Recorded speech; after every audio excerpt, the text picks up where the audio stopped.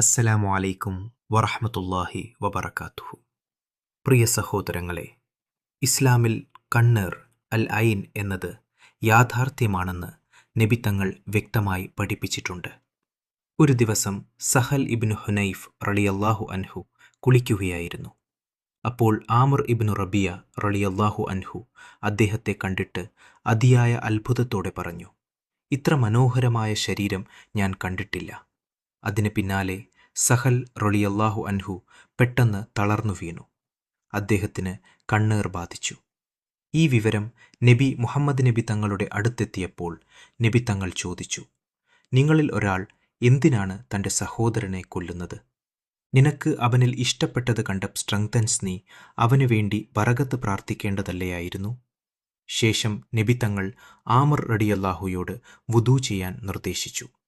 ആ വുദൂവിൻ്റെ വെള്ളം സഹൽ റളിയല്ലാഹു അൻഹുവിൻ്റെ മേൽ ഒഴിച്ചപ്പോൾ അള്ളാഹുവിൻ്റെ അനുവാദത്താൽ അദ്ദേഹം ഉടൻ സുഖം പ്രാപിച്ചു. ഈ സംഭവത്തിൽ നിന്ന് നമുക്ക് പഠിക്കാനുള്ളത്, കണ്ണേർ യാഥാർത്ഥ്യമാണ്. മറ്റുള്ളവരിൽ നല്ലത് കാണുമ്പോൾ മാഷാ അല്ലാഹ്, തബാറക്കല്ലാഹ്, അല്ലാഹുമ്മ ബാരിക് ലഹു എന്ന് പറയണം. അസൂയയും അഹങ്കാരവും ഒഴിവാക്കണം.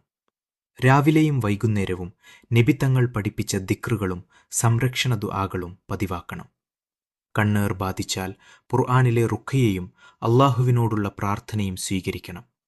അല്ലാഹു തആല നമ്മെയും നമ്മുടെ കുടുംബത്തെയും കണ്ണേറിൽ നിന്നും എല്ലാ